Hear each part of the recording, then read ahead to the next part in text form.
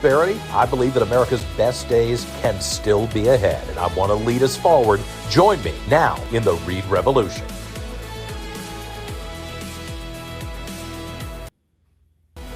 Hey, a very, very good Wednesday morning to you. I'm John Reid. You're with me here on the Reid Revolution podcast, and glad you're with us. Hope you're following us on X and Facebook and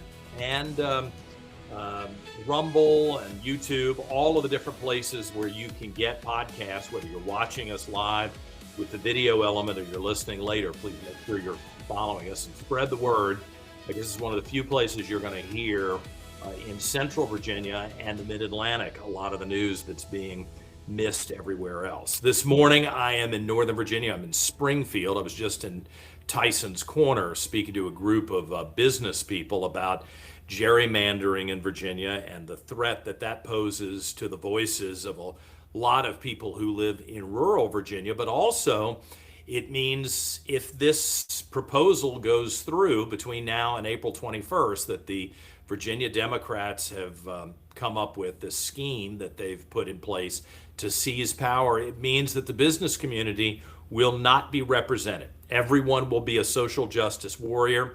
And if you need evidence that the modern Democrat Party does not give a damn about the business community, about jobs, about working people, just look at the proposals that they have pushed through in the Virginia General Assembly since they took over in January. Just yesterday, the state Senate of Virginia, aided by the little Ayatollah, the lieutenant governor, Ghazala Hashmi, she actually broke the tie vote to tax sleep. Yeah, I mean, it's like they have run out of things they can tax. Now they're taxing sleep. So the little Ayatollah, there you see her, Ghazala Hashmi, such a pleasant person. She's a little taller than that. Not much, but a little taller than that. The little Ayatollah broke the tie vote about whether we're going to tax every mattress in Virginia. Seriously, no kidding. Every new mattress, every old mattress, every mattress you're about to throw away. Democrats are so desperate to tax everything that this is where they've gone now. And one would think that when they unveiled their initial 51 taxes, everything from gym memberships to Uber Eats deliveries to dog walkers and dog groomers, 3.8% tax on wealth, increase in the tax on everybody's income in Virginia.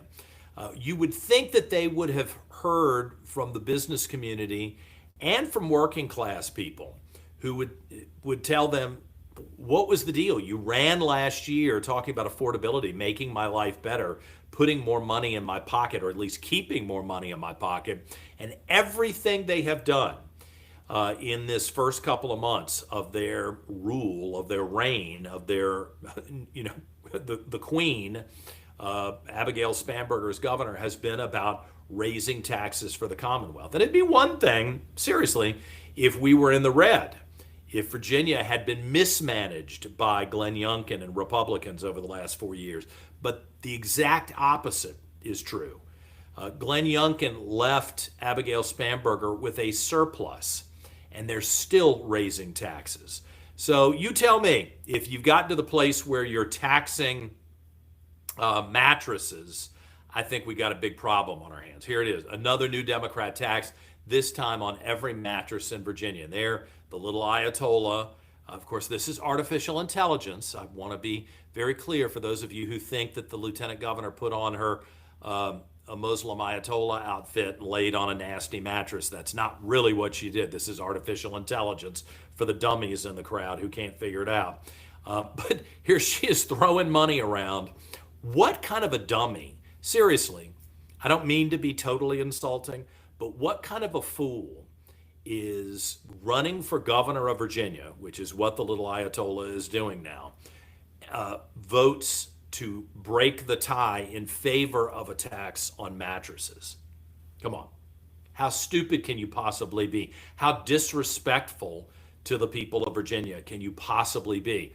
but this is the type of arrogant leadership that we're getting from the little Ayatollah Ghazala Hashmi and her Democrat colleagues. It's really disgusting.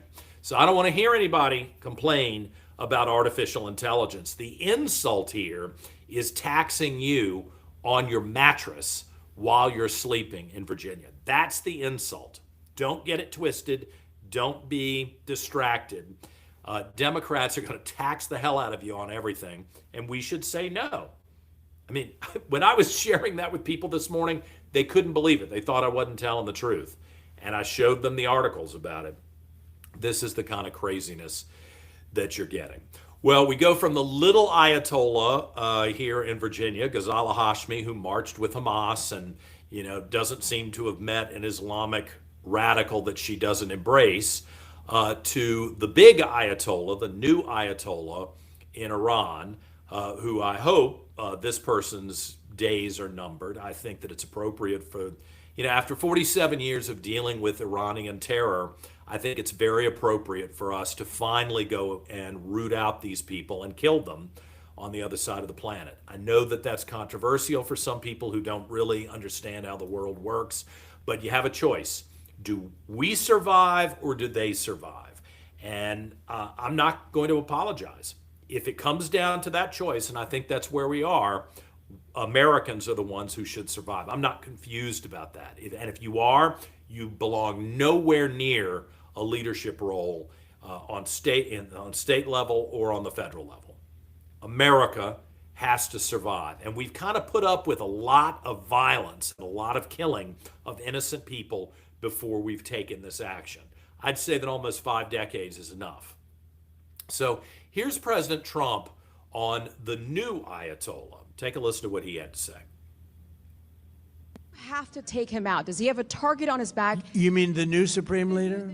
You mean the son? How can there be an Iran? Well, with I don't want Ayatollah? to say that, but I was disappointed because we think it's going to lead to just more of the same problem for the country. So I was disappointed to see their choice. You have called him an unacceptable choice. So does he have a target on his back? And how can you say I don't want to say whether or not he does because that would be inappropriate. But hey, look, I had a target on my back because, as you people wrote pretty well, they caught the assassin that was after me. So we just got them first, but they caught the assassin. They have him now in custody that was after me. So, but people don't like to mention that, but they did catch him. And I'd like to congratulate our military, Secret Service, FBI, all of the people that worked on that, but they did. Yeah, please. There is a reality check that everybody needs to have here. This is not nice engagement. This isn't some tour of the Middle East where you go and you look at the palaces and you appreciate the history of the past. We're dealing with cutthroat, savage people who are determined to murder Americans, up to and including the President of the United States, whoever it is. I mean, you may hate Donald Trump. I don't know what to say to you. If you have Trump derangement syndrome and you hate him, okay, I'm not going to argue with you. But I got news for you. It's not just about Donald Trump. It's whoever is in the White House, Republican or Democrat. The Iranians have been trying to assassinate and kill American leaders. And when I was working in the Middle East, there was a target on my back as an American business person, where there was a reward offered for the kidnapping of American business people. And, until you've lived with that type of threat, I'm not sure you appreciate how nefarious that is and how important it is that we say no to that going forward. We should not tolerate it. We should not put up with it. And Trump has had, from what I am told, and I assume this is verified, 2 individual assassination attempts, not just the ones that we're aware of, but behind the scenes where Iran has been funding assassination teams to try to take the president out. That cannot be acceptable in the United States. And I would say the same thing if it was Barack Obama. The former presidents are on that list too. We've put up with this long enough. And if you're confused, it's only because you haven't been paying attention. And if you haven't been paying attention, For the last year or the last 47 years, you really don't need to be involved in this ugly situation that has to be resolved. And it's not going to be nice. You know, this is not a situation where we're going to have people have conversations at the United Nations and somehow forge an agreement. Because every agreement that the Iranians have made in the last several decades, they have lied and they have broken it. And at some point, somebody has to be strong enough to say no more of this. And I, for one, am very glad that Donald Trump has done that. Let's take a look at some of the images that are circulating around about President Trump and this issue in particular.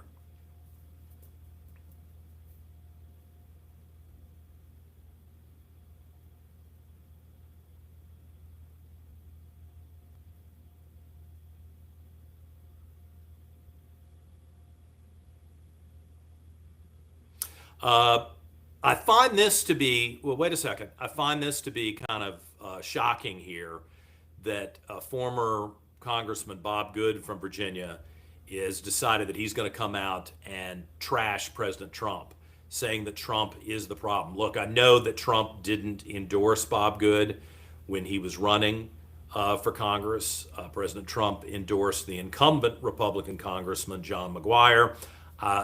Believe me, I understand what it's like to feel like you've been betrayed by people in your own party. Having said that, though, is this the moment to go out and trash your own president, even if you have had a falling out with him? I mean, first of all, I don't know why anybody is really interested in what Bob Good has to say at this moment. That's weird. I mean, someone explained to me why we're going to Bob Good to get his opinion at this moment, other than the press that wants to use a Republican attacking another Republican. But here's the quote: in a scathing rebuke of President Donald Trump's endorsement track record, former Representative Bob Good suggested that the president's picks would be better used to know which candidates not to support in election contest. Truth, face it, Trump is the problem, he says, not his advisors, that he picks because they say nice things about him on TV. Trump himself, you would literally do better by using Trump's endorsement to know who not to vote for, the former lawmaker wrote on X on Tuesday. Look, I understand that Bob Good is mad with Trump, and I understand that Bob Good is disappointed and angry that he's not back in Congress and that Congressman McGuire is there. And, you know, there's certainly a lot to unpack about how all that went down. But it is odd that when we're in a war and when Democrats are coming after the president and coming after Republicans trying to destroy every opportunity for conservative voices to be heard, Bob Good chooses to do an interview like this. Isn't that problematic? I mean, Bob Good's certainly entitled to his opinion, but when and where and how you share that opinion is pretty important, and it's instructive. I would say to you, that's one reason why Bob Good isn't in the Congress right now, because a reasonable conservative would recognize that this isn't the moment to go after your own president. I mean, whether you like it or not, you're stuck with Trump for another 2.5+ years, right? I mean, assuming the guy's healthy enough to stay in office, and it looks like he is to me. I mean, if you've watched his press conferences, he is really on it. He's not fading. He's not decrepit like Joe Biden. So why would you take a pot shot right now? What are you trying to accomplish? And does for the Trump voters who told Bob Good, hey, the president endorsed John McGuire, so I'm sorry, I'm not voting for you. Do you think you're winning them back by saying these types of things? I mean, I get it. I understand why you're bitter. I understand why you're angry. I'm okay, but what is the deal? Why would you do that right now? That seems like not a smart thing to do, even if you think you're right. It's just kind of not a smart thing to do. I'm very puzzled by that. And so I bring it up just to share with you, there's a time and a place for everything. And there are more than enough people who are attacking Donald Trump. I really don't think it needs to come from Republicans at this moment. Believe me, if Donald Trump makes a mistake, or there's the perception that he's made a mistake, do you think that there's a lack of people out there pointing that out and trying to go after him? I don't think so.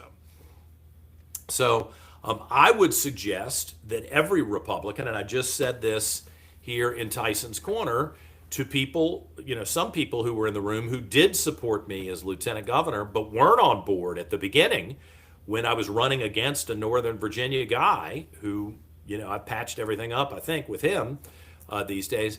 If you've got a disagreement with people, if you're mad about something, and to be quite frank, I think I think I've got a whole long list of reasons to be mad with different people in the Republican Party if I wanted to go down that list. That doesn't do anybody any good right now.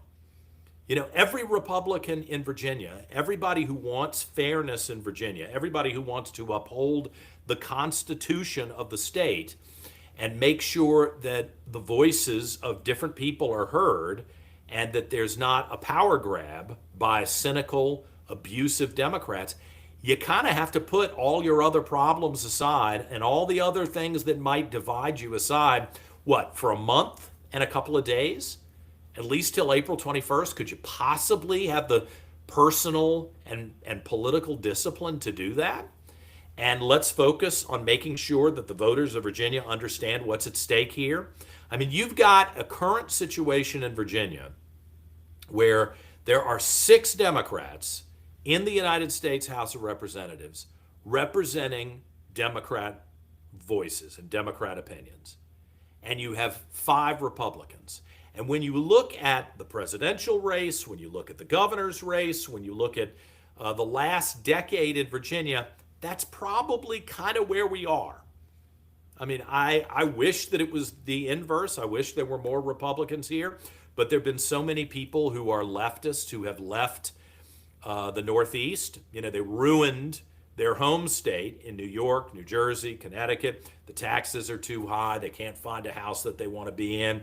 They don't want their retirement income taxed. So they move to the South, and then they still vote for stupid Democrats who are going to do the same thing here that drove them out of the Northeast. I am trying to point that out and hope that maybe there'll be some sobriety here where, if you come to Virginia, welcome to Virginia. Glad to have you here, but you should probably recalibrate if you were unhappy in a place where Democrats ran everything. Maybe you don't put the same idiots in office here to do the same thing to you on the back end of your life that they did on the front end of your life. Maybe? Is that unreasonable for me to say? I don't think so. We all need to show political and personal discipline and focus on the issue at hand, which is whether we're going to be fair with each other, whether we're going to honor the Constitution, and whether we're going to convince people who are undecided that voting no is the correct and appropriate thing to do, assuming that you want to uphold the standards that Virginia voters set 5 years ago and keep the Constitution in place and tell the politicians you don't get to make these decisions. I think that's important. Some money has come in, and I think I mentioned yesterday that I was at the Republican Party of Virginia headquarters the other day talking to some of the folks there, and there is national money coming into Virginia. It's a little late, if I'm being honest with you. I think it's 30 or 60 days, certainly later than the Democrat money from Hakeem Jeffries. But there is national money coming into Virginia to try to at least have a fair chance to share this message with undecided voters all across the Commonwealth and make sure that people who supported Donald Trump, who kind of thought, I'm going to vote for Trump and he's got it, he'll take care of everything. You should be very, very much on the record now that Trump can't control the craziness in Virginia. There are new ads that you will see if you use YouTube, if you use some of the streaming services, if you're online. And let's play one of them. Every day for the next couple of days, I'm going to play one of these ads. Here's one of the ads that's out there now. Here in Richmond, our freedoms are under attack. The Democrats are ramming through a redistricting referendum, redrawing the congressional maps that shift a fair 6-5 representation to 10-1 in their favor. Rushed ahead of this November's election, it's a clear power grab. Your vote no is important. Virginia, we can't afford to sit this one out. So by April 21st, get out and vote no for fair representation. Vote no to defend freedom. I think that's a pretty good ad. And, you know, it's a young woman who's sharing her opinion on this. I am told, and the data seems to indicate, that young college-educated women are rejecting Republicans. I think that's very unfortunate for a variety of reasons. And it's inconsistent with logical thought that you would empower people who constantly talk about how important representative democracy is, but then seize power and try to stomp on representative democracy. I mean, the truth is Virginia is not 90% Democrat. I'm sure Democrats wish it was. I wish it was 90% conservative Republican. It's not. And that's why, as a candidate and as a talk show host and as a citizen, I'm happy to engage with people who may not agree with me. It's completely fine. In fact, I should issue this invitation. If you're one of the people who has standing, you've got some insight, and you'd like to come on the program and talk to me, debate this, discuss it, it doesn't have to be hostile, send me a note at thereidrevolution@gmail.com. I would be interested in hearing what you have to say. What I'm not interested is the hypocrisy of individuals who talk incessantly about no kings, but then want to stand up for tyrants in Iran and are very upset when we remove essentially a king from Iran who's using a very, very harmful theology that oppresses women and gays and all the minorities that leftists claim to care about. They want to stand up for the guys who are throwing gay people off the roofs of buildings, hanging them in the public square, beating women, forcing them to cover their faces and bodies so they become nameless shapes that just move across the country and have no voice in the society. I mean, that's who you're standing up for these days. You say no kings, but then you stand up for the tyrants. Explain that to me. Explain how you can justify that. I'll wait, because I don't think there's an explanation that's real other than you hate Donald Trump and you despise the West, potentially. Come on, let's be honest. That's what it is, right? You despise Western civilization. You've been brainwashed and convinced that somehow we're the problem and the radical Islamists who are slaughtering innocent people aren't the problem. I got news for you. I'm not going to accept your version of the world where I have to live every day wondering whether I'm going to be murdered. No, I will not accept that from you. And you are wrong. And that's not going to be acceptable. These young women, and I want to be respectful, but you go out and you march every day talking about how representative democracy is so important. This is what democracy looks like. That's the constant chant. You're going to stand up for democracy. You think Donald Trump is destroying democracy. But then as soon as your party takes control in a state like Virginia, what do? You try to silence the voice of almost half the people in the state so that they don't have a representative in Congress. And you don't do it with normal legislative parameters and maps. You bastardize the entire system. I mean, there's no one who can look at the maps that the Democrats have proposed and say, yeah, that makes sense. They are not compact. They are not groups and geographical areas with common interest. They're spread out very deliberately to gerrymander the state and take large pockets of Democrat voters and pair them with a minority of conservative voters in order to oppress and suppress the conservative vision in Virginia and in Washington. So this is really one of those moments where you're being called out for being total hypocrites. And I'm more than happy to do it. I'm more than happy to point out the total hypocrisy that's on display here. And that's why I'm spending the next month traveling around the state in hotels like this one, talking to groups, hopefully not just Republican groups, to say that the only responsible vote here, the only fair vote here, fair to everybody, because fairness means treating people you disagree with fairness. I don't know if everybody gets that. If you're being fair, it doesn't mean you win everything. It means you give other people at least the chance to articulate their position and have a voice in the Congress and a seat at the table, right? This hypocrisy is stunning, and the only fair vote is a no vote between now and April 21st. All right, let's take a quick break. When we come back, we're going to talk about the next Virginia forum and some of the gun bills that have been passing through the Virginia General Assembly. I mean, the Democrats are really intent not on locking up the criminals, not on stopping the bad guys from slaughtering innocent people, stabbing innocent people, not locking up the crazy people who've indicated that they're violent. They're intent on stopping you from having a weapon. And we'll get more details on that when we continue here on the Reid Revolution.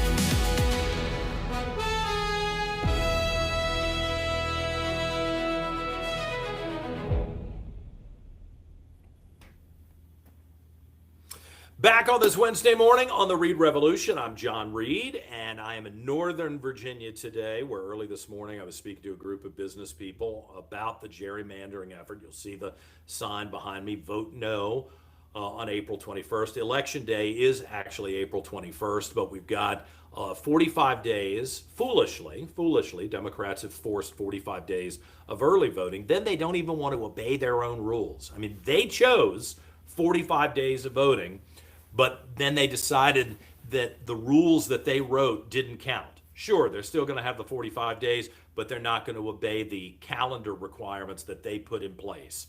And unfortunately, the courts of the Commonwealth of Virginia have been so corrupted now and are so filled with weak people who won't actually read the law and enforce the law that we're now having an illegal election.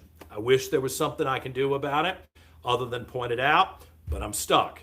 So I'm going to call out the bad behavior in our courts. I'm going to call out the hypocrisy and the lies from Democrats, but I'm also going to accept the reality that the only way to stop this gerrymandering scheme that silences almost half the state is to go out and vote. And to vote now, don't wait till April 21st. Bank your vote. When I get back to Richmond at some point tonight, I'm hoping that my mail-in ballot, the absentee ballot, because I'm on the permanent absentee ballot list, as Governor Youngkin asked me to sign up for it a couple of years ago, I'm hoping that ballot will be there, and tomorrow on the show I'll be able to share with you the actual ballot and how I'm voting, and I want to encourage you to cast your vote early so that we can save the precious dollars that the Republican Party has and really focus on the people who need to be moved in messaging and made aware of this threat to get out to vote between now and April 21st. Democrats have $20 million. Maybe if we're lucky, Republicans will have $5 million. Maybe, if we're lucky. So this is a David versus Goliath situation, and we better rise to the occasion or we're in big trouble. I want to welcome to the program David Harsanyi with the Washington Examiner. He is going to be the keynote speaker at the next Virginia Forum, sponsored by the Virginia Council. It's coming up on April 1st at the Glen Allen Cultural Arts Center. And David, thank you very much for coming on. I guess you have been tracking what's been happening at the state capitol of Virginia with this Democrat takeover and their efforts to ban all types of weapons and turn law-abiding citizens into criminals. What's your take? And good morning to you. Oh, good morning, and thanks for having me. The AR ban that is now on the desk of Abigail Spanberger, I think is unconstitutional. Obviously, I mean, Heller is clear that weapons in common use by law-abiding citizens are legal to have. AR, I think, is the best-selling rifle in America.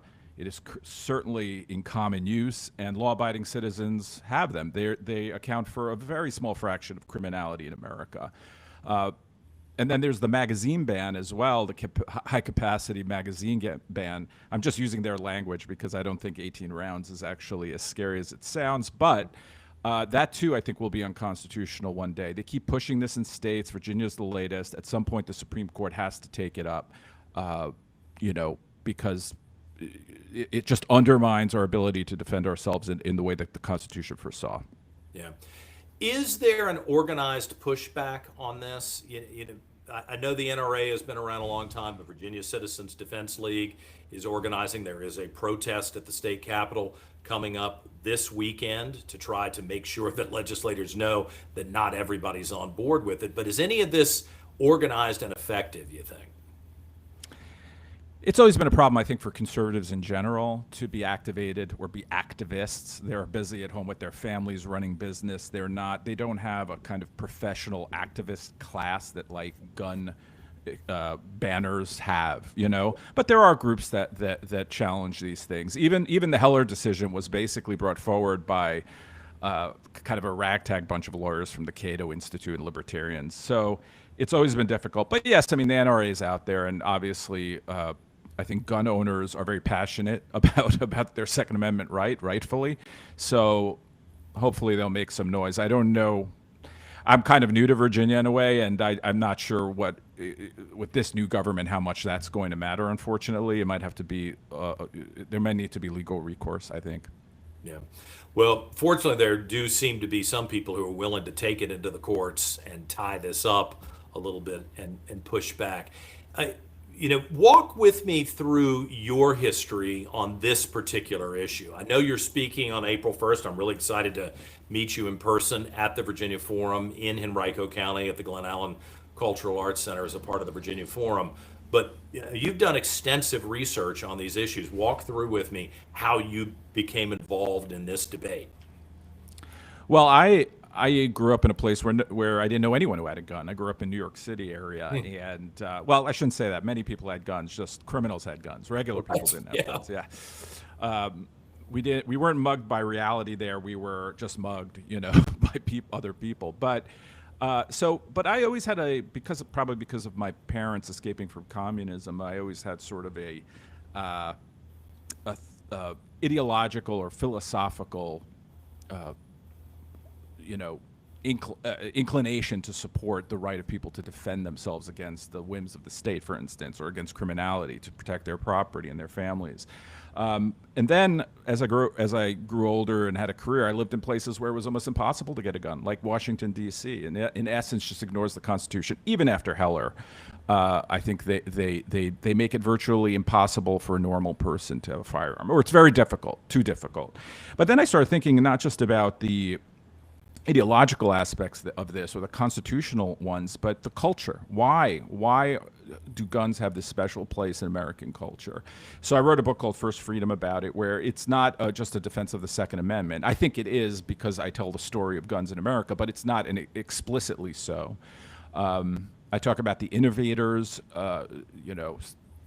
Sam Colt, Browning. I mean, there are so many incredible people who changed the way America works that I don't think we talk about enough, because they're associated with guns. And there are a lot of people in this country who find guns icky, But when I moved to places where you could have guns, finally, in my life, I met a lot of gun owners, and they were the most sober and serious people about that right. They're not a bunch of slack-jawed yokels shooting off guns. They're really serious about safety. They're serious about their rights.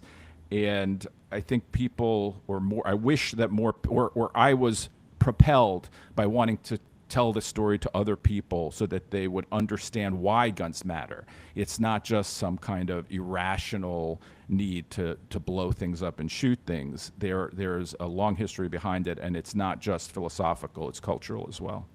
Well, your perspective as somebody who grew up in New York when the gun laws were really tight there and there was a tremendous amount of violence, and I hate to say it, I think with the new mayor and his hostility towards police officers and law and order, we're probably about to backslide into that situation once again. That's the cycle of New York, I suppose. What do you say to the hypothetical moderate voter who's a woman who has been voting Democrat of late because they're horrified when they cut on the news and they see what one of our listeners just talked about, 6 people shot down at the Virginia Beach oceanfront 2 weeks ago in the city of Richmond, my home city. There were 9 people shot, 2 of them killed at 3 o'clock in the morning outside of a club in downtown Richmond. What do you say to someone who is horrified by that, and the only thing they can think of to solve the problem is to disarm the population? To be honest with you, it's a difficult argument to make in an emotional, or there's an emotional appeal that the gun grabbers can deploy because it is scary. And obviously, a lot of people do bad things with guns. We can't pretend that that doesn't happen, and that isn't part of this. But and you know this, the thing is, the bad people will always have guns, and the only people stopped from having weapons are going to be law-abiding people. So I've struggled to make this argument to people I know. I think the best way, weirdly, to convince them that guns aren't that scary is to actually take them shooting. Once you go shooting to a range, once you pick up a weapon and you use it, it's kind of addictive, right? I mean, I think anyone who has guns knows that. And it's a lot of fun to do, obviously, at a range. And so that's one way to do it. But I think I think it's important just to keep stressing. And I think that a lot of people in New York, where I grew up, or other urban liberal areas, they don't understand how many people actually have weapons in their homes. Like, to them, it's this crazy idea, but I think something like 47% of households have at least one gun in their home. It's a lot. And I have to tell you, studying all the polling that's done, where you ask people, how many guns they have, do they have weapons? You know as well as I do that gun owners are not the most forthcoming about that kind of thing. So they're not going to tell you how many guns they have, or if they even have guns. So I think the number's even higher. I think you'd say around half the country, probably, or more, has a firearm. It's a normal thing in America, in small towns where there isn't criminality. So pointing out that juxtaposition, where you have great communities where lots of people have weapons, in Texas or Florida or Virginia, and very low crime rates. So I think that just appealing to that kind of rational thinking about reality, and frankly, the reality is you're never going to be able to ban guns. There are many more guns in America than people. So it's an irrational thing to try to ban weapons. Like, I see people want to ban all semi-automatic weapons. Like, that is just an insane thing to even think you could ever accomplish. You'd have to go house by house and take it away from American citizens. It's not going to happen. So what can we do to stop criminality? Well, like you say, in New York, they figured it out. It's a broken windows. I mean, you start with the smallest criminality and you work your way up, and you create a culture and a society that where you have police that uphold the law, where you have people who are respectful of each other, because that's the culture you've created. And that happened relatively quickly in New York. When I grew up in the 70s and 80s, it was even in the 90s, it was a terribly dangerous place, Manhattan, in certain areas of New York City. And by the time I left there, it was like one of the, had very low crime rates, and you felt safe even at night. So it can be done. And I think you're right, it is reverting again because of the leadership there. Yeah, gosh, I was just in Times Square a weekend ago for a series of meetings, and the storefronts are empty. The TV studios have left. No one has replaced them. There are more thugs who are out kind of hassling people, homeless people who are hassling people in Times Square. But if you can't keep that major tourist destination pristine and functioning, that indicates to me that the gangrene spread is probably really bad when you get 3 or 4 blocks over into the former Hell's Kitchen and some other parts of the community that tourists normally don't visit. Another thing, David, that I think is interesting, we're talking to you at a time where we're watching a revolution in Iran. And it's puzzling to me how many people don't see the connection between a disarmed populace being oppressed and murdered by an aggressive government. We can strip out the name of the Islamic revolutionaries and replace it with, let's just say, conservative Republicans. If we want to get people's attention, I'm not interested in being disarmed regardless of who is in authority, whether it's my guys or your guys. And there doesn't seem to be a connection, A to B, with a lot of these people who want to disarm the population, that this is how tyrannical regimes take power and hold power. No, absolutely. And that is the core idea of the Second Amendment. It's not hunting. It's not even to defend your home, though that's part of it. But it is to defend your country and your innate natural right to live freely. People, or I would say liberals, recoil from the idea. If I say, and I have said, that my people back in Europe, it might have been a little hard for the Nazis to just kill them or send them out in trains if they all had weapons. It would be difficult. I'm not saying that it would have perhaps changed things tremendously, but it certainly would have made people think twice about Don't you what want to they put were up a doing. fight if someone's about to kill you? Yeah, the Warsaw Ghetto, they had only a few rifles and they held out for months. So the idea that you can't, because when I say this to people, their reaction is, well, what, you're going to fight the U.S. government? Well, no, not right now. I'm not. But maybe in the future I might have to. I don't know if the U.S. government becomes tyrannical, and we have history books. We know that things happen. I'm not saying it's going to happen here in any time soon. I might not like what's going on. I don't think we're there or anything. I'm not advocating for A lot violence. of Democrats seem to think Donald Trump's the worst thing that ever happened to the country. So that's another reason I'm like, if you think Donald Trump really is this horrible tyrant who wants to murder everybody, then what are you doing? Try to disarm yourself. Are you fools? That's right. You must be fools. That's right. Here's Hitler, and give me your guns. No, I mean, if here's Hitler, I want my guns, right? And that's right. But of course, that's not true. That's just hysterics and hyperbole. But there are dangers out there, and governments do turn on their people. If they do that, we won't be a constitutional republic anymore. But it is the key. The first thing tyrants do anywhere in the Islamic world, elsewhere, is take people's weapons away from them. That's how they can ensure that you won't fight back and can't fight back. Now, that doesn't mean everyone who grabs a Kalashnikov somewhere is a good guy. I'm not saying that. But I think the American people are the good guys. So I think they can and should be armed. That's the difference. I'm not a moral relativist here. But I think these rights work for us. I think that's why I called my book First Freedom. Without the right to a gun, there's nothing else really would matter, right? So yeah, I'm with you. I don't understand how people can argue that tyranny is on the horizon, but yet want to disarm you. I think the people who want to disarm me are the tyrants on the horizon, frankly. I do too. Yeah, it's a nefarious trick that's being played on people.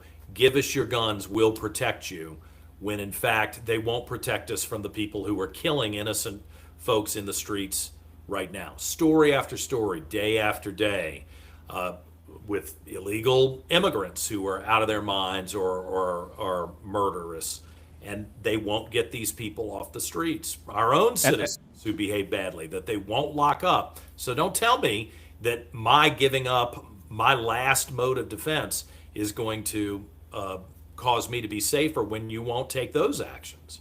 And also, we can't always depend on the police, right? It's not Minority Report here. They can't preemptively come to your house and make sure that you're safe. But you can have a weapon in your house and make sure that your family, your wife, your kids are safer. It doesn't always work. I'm not saying that you can always stop criminality, but you should have a chance to do it. And I think that's the very least you should be able to do. And people who go out and buy a gun legally are not criminals. They shouldn't be treated as criminals. Right. Guns are the only sort of product, let's say, that there are just people want to blanket ban, not go after criminals, but take people who have never broken the law in their lives, who have owned guns for decades, and take that right away from them. I mean, it is just clearly authoritarian. Well, I'm looking forward to talking to you on April 1st. I'm glad you're at the Washington Examiner, or your life would be hell in and around D.C. How do you navigate this position, which seems to be so unpopular with so many people in Northern Virginia and the city of Washington, D.C.? Well, I have to tell you, I've lived my whole life in places where everyone disagreed with me, and I kind of like it. But I did move. I moved away. I'm now in Williamsburg, Virginia. Oh, good. And yeah, and because I honestly, after when COVID happened, I couldn't be in sort of, honestly, again, an authoritarian place where people ignored the Constitution and individuals' rights to impose things on them that they shouldn't. So I feel better, but now it looks like they're here also. So they're in Richmond as well. So I don't know where, I'm not going to retreat from here. This is it, though. Yeah. Well, we're glad you're in the cradle of American freedom in Williamsburg, and hopefully the situation that we find ourselves in is temporary and we can restore freedom to the people here very soon. David, I want to encourage folks to come out and meet you in person at the Virginia Forum. A long line of right of center conservative thought leaders across the country who have been the speakers at the Virginia Forum.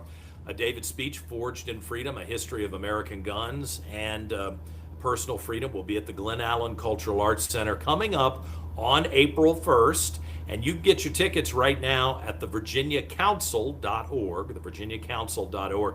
We'd love to have you join us for the reception and meet David and then hear his remarks. And then you and I will get to do something similar to this, where we'll talk about this along with a couple of other advocates in Virginia on stage in Western Henrico County. David, I appreciate it very much. I look forward to it, and thanks for having me. Thank you for coming on. All right, when we come back, we're going to take a look at the best and worst of the internet today. Producer Dan will join us. And then we're going to talk to former Virginia Governor Bob McDonnell, who is back with it. What does he think? He was around when Virginians were choosing Republicans pretty regularly, and now we've got this backlash that's happening right now, and the gerrymandering proposal that everybody's voting on. We'll hear from the former Virginia Governor, Bob McDonnell, when we return on this Wednesday on the Reid Revolution.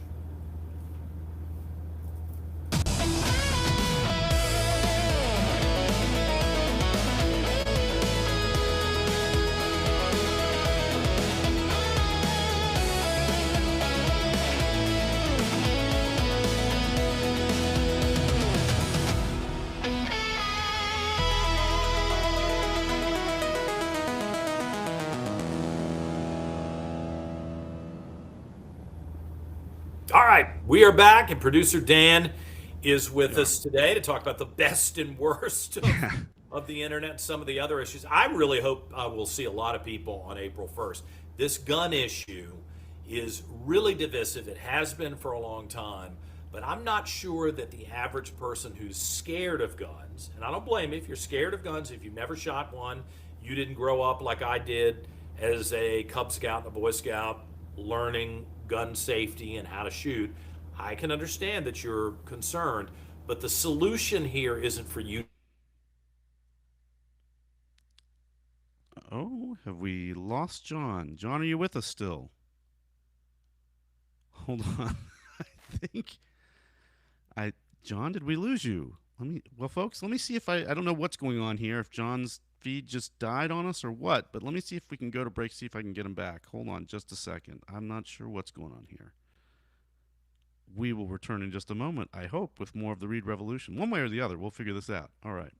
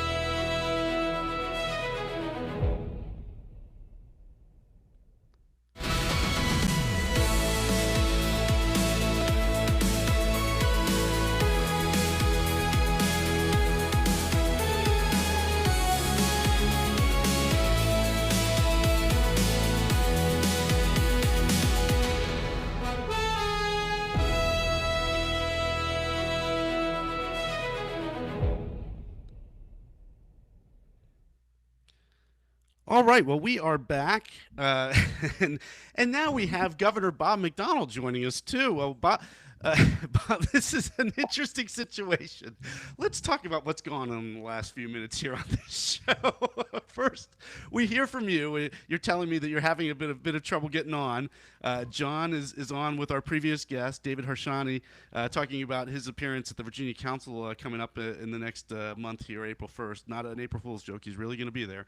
But I'm trying to juggle all these hats, and in the process of getting you on, we seem to have lost the main man himself, John. Well, I guess it's just you and me. Too bad for John. It's the two of us, unless John finds a way to get back on. He's up in Northern Virginia. He had a breakfast and a speech this morning, and we've had some. I'll be just totally transparent. We've had some trouble with the broadcast when we've had to do it in some capacity remotely. But how are you? What's been going on with you lately? Well, Dan, thanks for asking. I've got my plate full. I'm practicing law. I'm running a small little consulting business, teaching at 3 different universities, law and government, and a full plate with 8 grandchildren. So God is good, plenty to do, and lots of love in my life with my grandkids. And I'm getting married in a couple months. Oh, well, congratulations. I knew that there was a new special somebody in your life Yes. for a few years here. But yeah, well, any details there that you care to share, or? Well, it's a young lady I've known for a long time, and we got to know through public service and a little bit through government. She and her late husband used to fly me around. So I keep kidding her. I never know what she looked like. I only saw the back of her head for about 10 years in an airplane. But anyway, she's a business leader down here at Hampton Roads, Cheryl McCluskey, and we've become best friends, and I'm very blessed. Oh, well, congratulations! I think John, we've managed to get John back. Okay, hope so. John, Sorry he's about I was that. standing about on to his ask the head. governor You got how so much he's mad. been paying attention to everything going on in the session this winter. So yeah. Hey, John. Hey, sorry about that. You know, Northern Virginia, it's weird. Almost everywhere I'm going, we have these little issues, but we're making it through. I appreciate you joining us today. Good. Well, welcome to the podcast world. Yeah. There's always some curveballs. From AM radio to politics to podcasts. You've done Yeah, it is that all. moving up in the world or backsliding? I'm not. You'll have to tell me, John. We'll see if we get the Joe Rogan checks coming in. Maybe that will be that'll be an improvement. Listen, I don't know what you and Dan have already covered, but you know I'm up We covered here everything. Virginia Day talking about these issues related to the gerrymandering situation and this push by Democrats to steal and stomp the votes and the voice of almost half of the Commonwealth. What's your reaction to this? Are you surprised?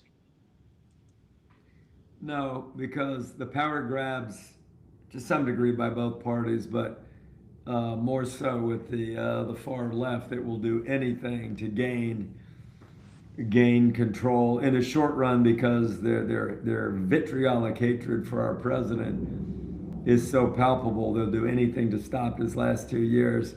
But in the long term, I think they realize with all these mass exodus from blue states, John, you see what's happening from California, all the West Coast to Texas, Florida, freedom-loving states like that. They know they better do something, I think. And so it's not surprising. But the boldness and the audacity and the falsehoods and the hypocrisy with the way they're doing it is stunning. Let me just tell you, when I was governor, the Democrats were all running to me saying, we need bipartisan redistricting commissions. We've got to have the people drawing the lines, not the politicians. So on a long trajectory in 2020, the issue went to the people of Virginia.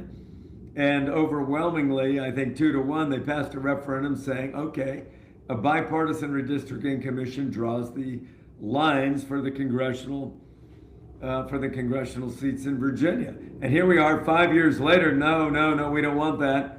We need to draw the lines. And so we're taking the power away from the people who just decided they wanted it, and we're now going to give it back to the politicians. So It's boldface. And then the question, of course, John, as you've read, is a big boldface lie. The purpose is to restore fairness. Well, that's a complete joke. There's no restoring fairness. There's nothing to restore.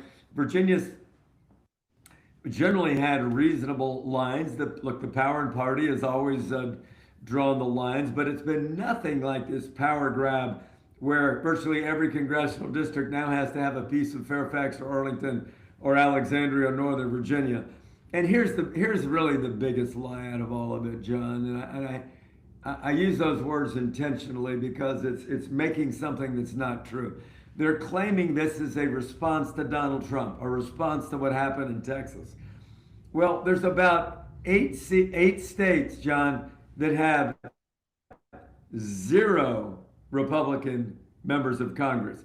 And the reason for that is these states, Massachusetts, New Hampshire, and others, they've been drawing these lines in a gerrymandered fashion for years and years to preserve single-party Democratic rule in those states. So some of those states have 40% of their population votes Republican. They have 0 Republican seats in Congress. So I'm done with this bold-faced lying rhetoric that it's a response to Texas when Democratic states have been doing it for decades. I think the judge, Jack Hurley, out in the western part of the state, was right when he threw out the lawsuits the election that said that the Democrats did not do this correctly. They did not have a intervening election between the vote on this redistricting amendment, and therefore they haven't properly amended the Constitution. I think it's a little curious that the Supreme Court is allowing the referendum to go forward. Now, that's not a decision on the merits. They're just essentially saying, well, we don't have time to get to the merits and we'll do it sometime after April 21. I think their hope may be that the citizens defeat it and then it's moot and they don't have to worry about it. That may be their ploy, but one way or the other, I think it's either unconstitutional because they didn't get on the ballot right, or it's unconstitutional because they haven't respected communities of interest. They haven't respected the contiguous landmass issues and some of these things. So either way, I think they're on very thin statutory and constitutional ice, and they're either likely to lose in court or they're likely to lose, if you look at the early polls, because the people are going to reject this power grab and say, no, what we told you 6 years ago when we voted is really how we feel. We want a bipartisan redistricting commission. So let me ask you, as a former attorney general, not just as a governor, a former member of the House of Delegates, you've been around this for decades. Why would the state Supreme Court punt here?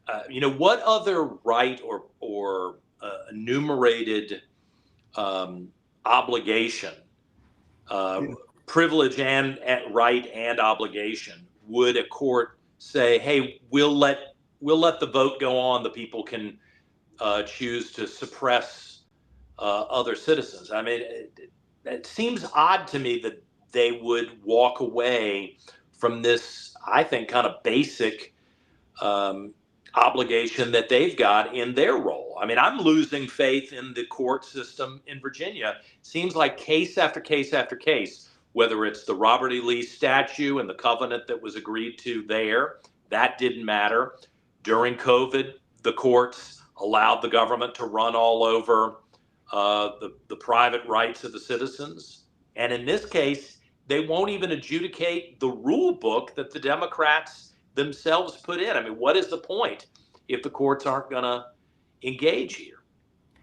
Well, let me say, I'm not concluding that there's anything nefarious on its face. First, number one, it's a slightly right of center court if you look at who appointed the Supreme Court of Virginia.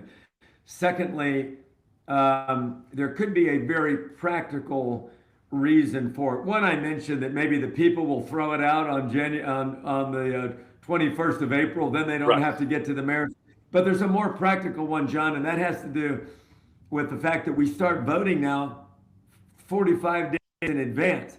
So I think they thought, well, we really can't get to a briefing on the merits, oral argument, and a final ruling by us, 9 justices on the Virginia Supreme Court, before early voting started. I mean, I just voted 2 days ago. And so we're in the 45-day period right now where you can actually go to the poll and vote on this redistricting amendment. So I think that was the real deadline, not then. And But so, that means the manipulators, the deviants, control the calendar and the system, and the courts are kind of impotent to push back on that. I hate that. I mean, that may be true, but boy, I hate that explanation, because it means somebody can play the system and still push forward with something that shouldn't be transpiring. well, I blame it on the legislature, Joe, John, because the Yeah. legislature absolutely jammed the court. They didn't have, by the time these lawsuits got filed and the Supreme Court decided to hear the appeal of what happened in Tazewell County, the court was completely jammed. I mean, within a couple days after they got that initial ruling, they either would have had a rule on the merits, which means briefs, oral argument, and decision, which I think was really impractical that they could do all of that quickly and do a good job on a big constitutional question. Or they had to say, look, we're going to just let the election happen, and we'll have a normal process of briefs, oral argument, and then ultimately decide. In other words, they don't have any prejudged view of how this is going to turn out, because they're important constitutional questions that have never been raised before on this issue, and they want to seriously consider it. So I'm not really blaming the court. I'm blaming what the legislature did to jam the court and set the election on the 21st, knowing that the 45 days before that in March, the early voting starts, and they just really couldn't do a good job. So it's all the Democrat power brokers that desperately wanted to take 4 seats away from the Republicans, stop Donald Trump. They claim it's Texas, but it's BS. They could do what Indiana and another Republican state, I think South Carolina, said, we're not playing that game. We're going to be principled. We're not going to do something and say it's only for one term, knowing that the Democrats could turn around and do it if the worm ever turned and they take over those states. And I think then if this was successful, the Democrats will rue this day when they thought it was a good idea to do this. With all the population centers that they're losing, Republicans can turn around. They could redistrict every 2 years if they wanted to, based on one of the this is just bad government. It's arrogant, it's selfish, it's disingenuous, and it's all about power. Yeah. Well, I sure hope that the average voter that may pay attention once a year, right around the start of November, that we can get their attention and explain this to them between now and April 21st. Let me ask you your reaction to what's been happening at the Capitol. You know, politicians run. You've run a number of times. You've been around this stuff. You always want to sell an aspirational idea, especially if you're running statewide. Like, let me tell you how I'm going to make your life better. Abigail Spanberger successfully told Virginians that she was going to make things more affordable for them. Yeah. Nothing that she has done, I don't think, at this point, and that her party has proposed, will actually cut costs for the average Virginian. And in fact, it looks to me like they're going to raise costs on your energy bill, certainly your tax bill, the 51 tax proposals that are out there. What's your reaction to this? Well, you've quickly broken the code, John. It's nice to wrap yourself in the flag or the mantra of affordability, but it's not what you say, it's what you do. And there have been a lot of tax increases. Now, I will give them credit, at least in the Senate. It doesn't look like a lot of those tax increases have passed, but there's still a ways to go, and there's still be the decision of what the governor is going to do. Now, the Senate is repealing a tax break that I signed that has been wildly successful, and that is a tax break for data centers so we can keep the cost of the information technology age low. We're the data center capital of the world in Virginia because it's worked so well incentivizing people to make multi-billion-dollar capital investments in Virginia and the jobs that go with it. And the local governments love it because it's a property tax boom for them with billions in capex being invested in their community. So that's a joke. I mean, a $1 billion repeal of a tax credit is a tax increase. That's the only way you can skin that cat. And the other thing, John, is the thing that the Democratic Party doesn't understand, and you'll get this right away, is corporations don't really pay taxes. If you tax and regulate a corporation, they simply pass it on in the price of the goods and services to the customer. And so all those other, let's call it hidden taxes that they're doing through the regulatory structure, those are still there. All the voluntary taxes by every form of gambling known to man is now coming into Virginia this year. iGaming, skill gaming, you name it, baby, you're going to have it. Even in Northern Virginia, a new casino, when the local people don't want it, the local legislators don't want it, they're forcing that down the throat. So the bottom line, and there'll be independent people that will do this at the end of the session. The things that Abigail Spanberger will sign into law that her party is pushing, and the costs of that to real people and the middle class people, I guarantee you, there are going to be an increase in the cost of living in Virginia, and the affordability mantra will turn out to be a hoax, and the onion will be peeled back, and it's too bad, but that's what's going to happen.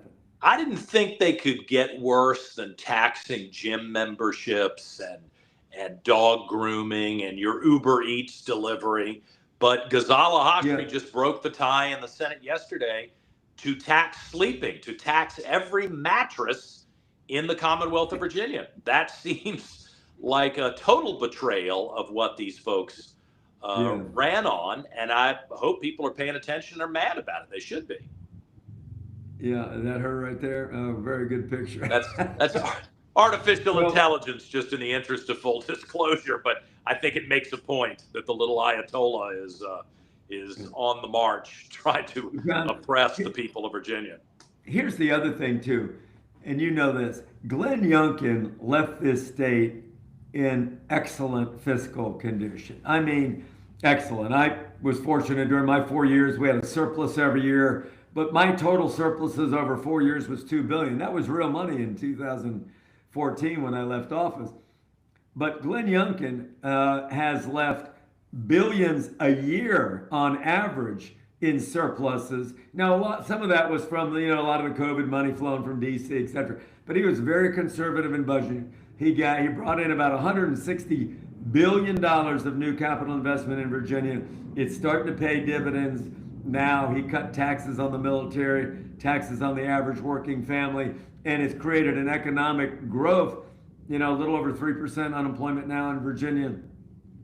So there was no need to raise any taxes. The rainy day fund, all-time high, 15% of the total budget of Virginia is now tucked away in the rainy day fund. Unprecedented fiscal strength, AAA bond rating. We didn't need the money, but Democrats have a love affair with your money, your tax revenue, and they're going to take as much because then they can dole it out to their union friends, their pro-abortion friends, everybody that gives them tax money gives them the political contributions at election time. That's the cabal, is more money to your friends. They support you during the election. You win more elections, and the power grab continues. That's what's going on, John. Yeah. Listen, I want to ask your reaction of the national scene. President Trump's name causes very visceral reactions from people. Either love him in some parts of the state, or up here where I am today in Northern Virginia, there seems to be a lot of hostility towards President Trump. How do you think this plays out, both in the midterms, regardless of how the maps are drawn in Virginia, and ongoing for the last 2 years of the Trump administration? President Trump is a complicated figure. The billionaire New Yorker that wins 2 elections and increases the Republican vote from the Hispanic and young black male community. I mean, he's an enigma of sorts. And look, for a guy like me, you know how the style is that I govern, John, the one that you have and the way you deal with people. I don't like the bravado, the arrogance, the bullying. I don't like that from the president. And I think it hurts him badly in the tone being displayed to both young and middle class voters. So there's a political price. John, you know, in a normal year, the president's party loses seats in the midterm. That's almost a staple of American politics from the beginning of the republic.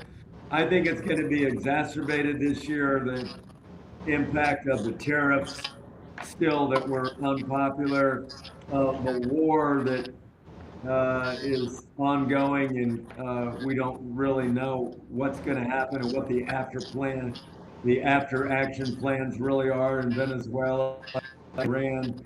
But you know, I've spent a career, 21 years in the Army. I hate war. I detest it, but it's necessary because there are evil people in the world, and the Iran regime is at the top of the list. And people are making independent decisions about really, was this a necessary war? Were we in imminent threat from an Iran Republic of attack, or with them imminently having a nuclear weapon? I don't think we really know. The average person, probably confusing facts of the different political parties, whether at this particular moment that diplomacy had been run its course and worn out and nothing was going to happen, or whether we needed to go to war now.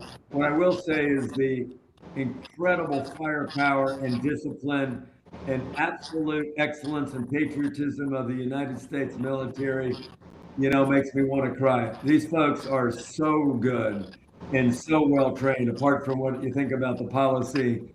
When we decide to go to war, this is a military now that will go to war to fight. We're not having political arms tied behind our back. I know when I was in the Army, we learned on day one, the goal of the military is to kill people and break things for the good of the country. And we're doing that in a spectacular fashion. So I think we'll at some point have a pretty decisive military victory. But John, then the question is, what then? What does the new government look like? We got the Ayatollah's son, who just lost his wife and his kids, and he's not going to be a peacemaker as far as I can see. So I don't know. The bottom line is, this is the question that voters will decide. Do they like the wars? I mean, President Trump stopped about 8 of them, and then now he's involved with 2 or 3 new ones, if you count the narco-terrorism war in Latin America. So people will make that decision on that, the tariffs. And really, are you better off now than you were at 9% inflation with Joe Biden? Are things really more affordable under Donald Trump? I think you got to say yes. So it's still too soon to tell. 7 months till the election is still a long time for both war and fees and inflation and tariffs. So it's not fully baked in yet, John, and I think it's still too close to call. Yeah. The former governor of Virginia, former attorney general, Bob McDonnell, I really appreciate the chance to talk to you. Thank you. Thanks, John, for having me on. Best wishes with your new podcast. Thank you very much, sir.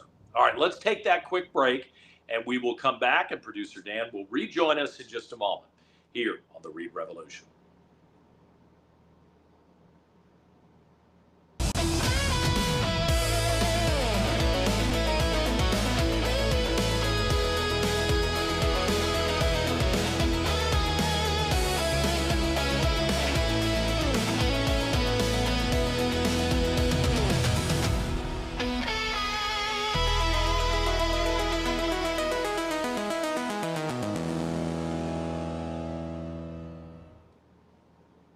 Hey there.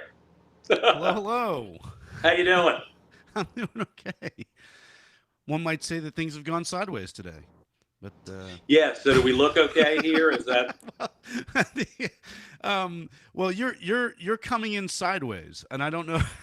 I don't think I can adjust. Oh that no, online. has the whole thing been that way? Not the whole thing, but just since the last segment. But yeah, Well, it's better I better wish to I'd- have a sideways you than no you. So that works. How's that? That's better. There we go. I was trying. If to I had known that communicate was the case, I would have just turned the phone. I was texting you, or at least writing you in our studio chat, saying, John, you're sideways, but that's okay. Well, that's unfortunate. I wish I had, but anyway. It adds some fun, some humor. I'm all about the fun and the humor of things like this. So it's okay. So Okay. Yeah. Well, let's continue on with the best and worst of the internet. Maybe we'll make the worst of the internet with tomorrow this morning. situation. Yeah. And You'll have to walk me through it because I can't see the chat. What you got? Oh, it'll be a very self-reverential version of the Reid Revolution tomorrow. Yeah. Well, we are on Punch Watch, of course. So and this is you with Punch the monkey. Always So, a Punch the Monkey update here. We have. And we I have love that picture. For the 2 or 3 really obnoxious women who didn't like it, I don't care. I like that picture. I may get it framed and hang it on the wall behind me in the studio. It'll travel with you to your remote locations. Just to really annoy those 2 ladies who were berserk about it. But anyway. Punch the Monkey says, vote no between now and April 21st. But it seems to go back and forth between Punch the Monkey having found friends at the zoo in Japan and him being abused. Yeah, and we're kind of back to the latter as of this morning. This is a little tough to watch, but here Punch having a little trouble with his compatriots here. But there he is. He's walking around and trying to make his way in this world like the rest of us, I guess. But yeah, some of these folks Oh no!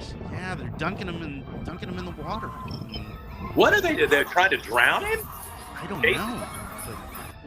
Yeah, and there's another angle over here, but yeah, the poor Punch. Why in the world? I just don't get it. What has this monkey done that they just all abuse him that way? It's weird to me. I suggested my theory that maybe he's just a little too cute and too popular for the other monkeys to like him, but I don't know. It could just be tall poppy disease of sorts. And that was a contemporary video. Yeah, I think that was just from yesterday. Yeah. What in the world is going on? Well, I will tell you, there have been 2 stories that I've been tracking very closely. One is the Nancy Guthrie case, which doesn't seem to have broken in any way. God, that makes me sick to think about that poor lady and being kidnapped, and who knows what's happened to her. It just makes me so sad and angry. I mean, the people who aren't angry about it, what is wrong with you?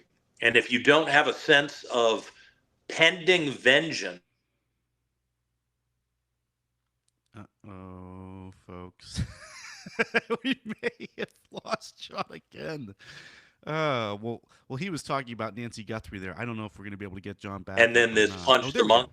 We got him. Then this Punch the Monkey case is really something else that has just stuck with me. And we'll keep following what we get from Japan every day. I just cannot imagine at this point that Nancy Guthrie story is going to have a happy ending. I know.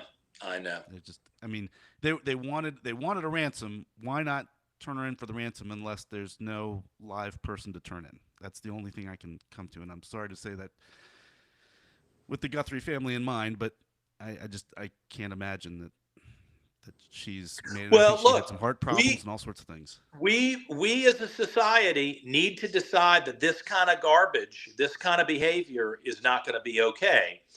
And we keep allowing stuff to happen that I swear to God, 10 or 15 years ago, men especially in the society would have said, oh, hell no, this is not okay. And I keep coming back to, where are you?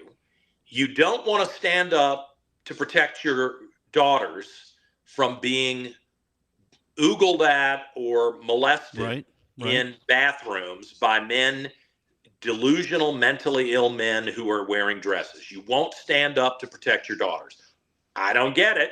I don't even have a daughter, and I'm outraged by it. And I'm gay, and I'm outraged by it. I think this is insanity Then you have situations like the Nancy Guthrie thing that nobody can do anything about except make it very clear that we're not going to tolerate it.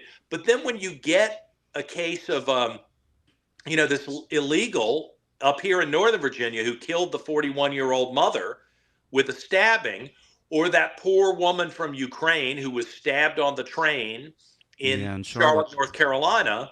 And there's story after story after story where young women are being brutally murdered, raped and murdered, and nobody has a sense of outrage. I mean, really, we should be going to the other extreme. Like if you even touch someone with the intent to harm them, we are going to hammer the hell out of you.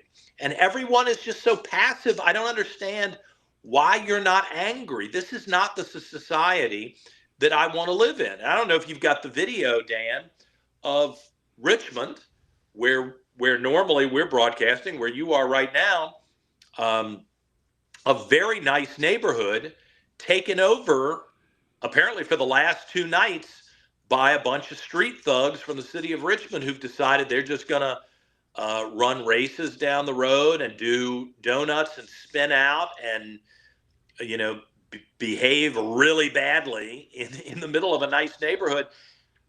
The mayor of Richmond, who unfortunately is a Democrat, I like the guy personally just fine, but he's a Democrat. I mean, he should be out there telling everybody, if we catch you doing this, you're going to jail.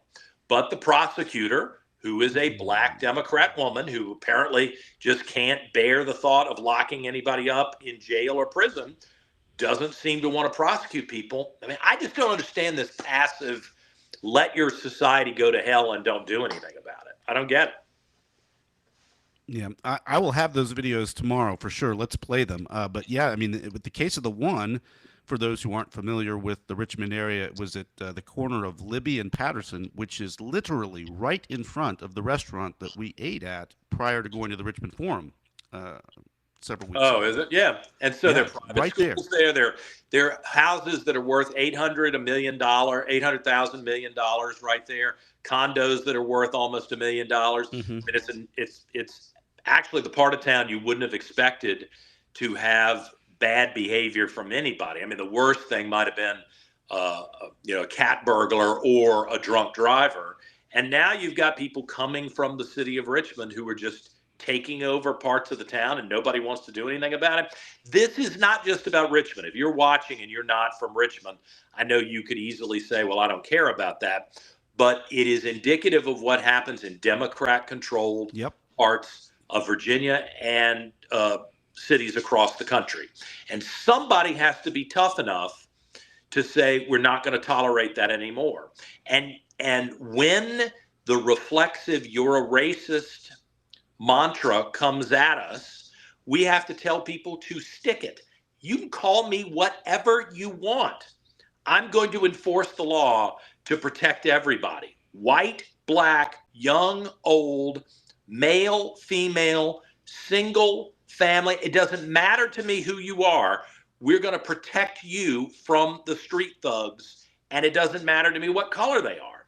And I just don't understand why we have been so neutered in this society that we don't uphold those standards anymore and are bold enough to tell people that that's what we're going to do. Yeah, I don't get it.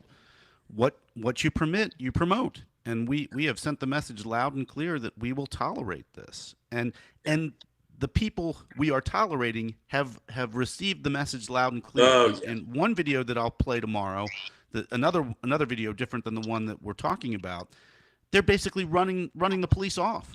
It's like, get out of here. Get out of here. We don't want you. Get lost. It's like the criminals, the crooks are telling the police what to do instead of the other way around. They know they're in charge, and that can't continue.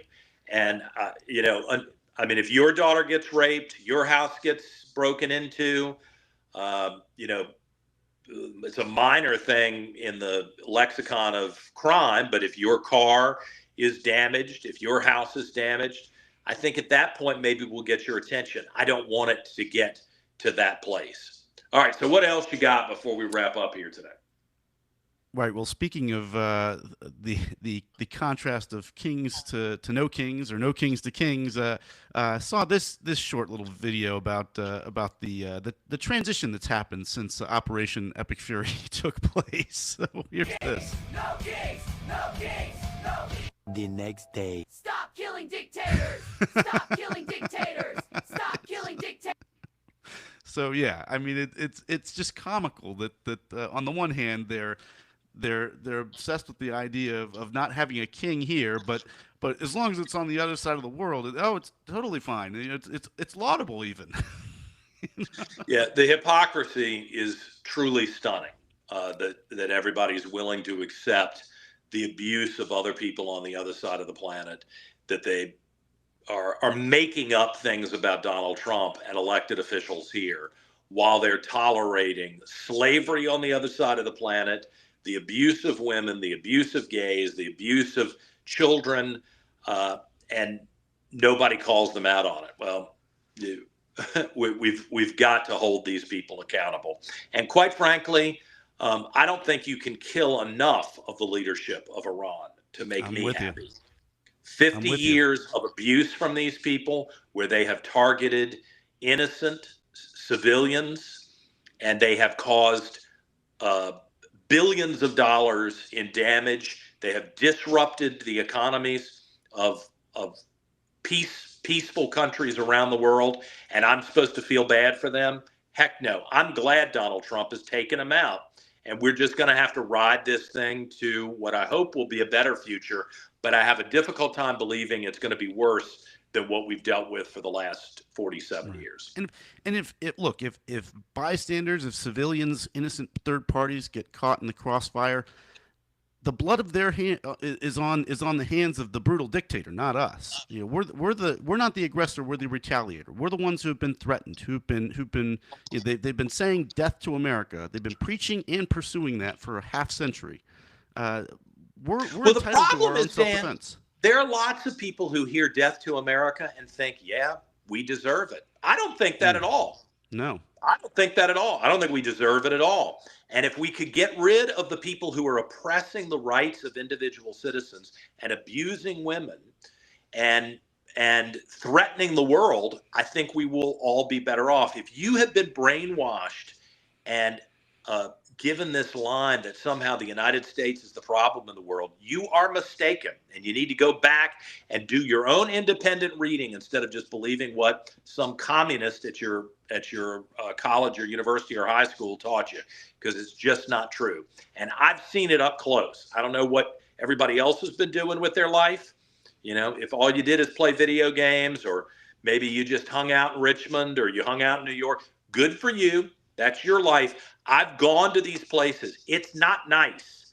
It's bad. It's dangerous. And I'll be damned if I'm going to let these people continue, if I have anything to say about it, and certainly not allow them to bring that to this country and threaten us on our own shores. That's what we're fighting to stop right now. And goodness knows, we've talked about this. If you think that America is so bad, you have, 200 some other countries to choose from on the planet? I mean, John, if I thought that any country on earth were a better sanctuary for my personal latitude, for liberty, than here, I'd be gone. My loyalty is to my rights. My loyalty is to my liberty. I'm where I think is the best place to be. And it's unfortunate that I don't think it's headed in the right direction, but I'm where I think that my rights stand the best chance of being upheld and defended. If you don't love America, if you think America is so bad, why aren't you trying to get somewhere else, anywhere else? And of course, I would call out your hypocrisy. I think the truth of the matter is, in your heart of hearts that you're full of it, and that this is a great place, and you just want to make noise and be a rabble rouser, like our governor used to be at Dave Bratt town halls. But yeah. So. All right. Well, let's wrap things up. We will pick this back up tomorrow. And yes. I will be back in Richmond tomorrow instead of here in the hotel in Northern Virginia. Maybe that'll bring us some stability. But I'm always happy to see you, Producer Dan. Thank you. Indeed. Yep. And I hope you will follow us on both of our pages on Facebook, on Rumble, on YouTube, and follow the podcast. Give us a big like and a follow on all of those platforms. That's going to do it for us today. We'll see you tomorrow morning. I'm John Reid, the Reid Revolution.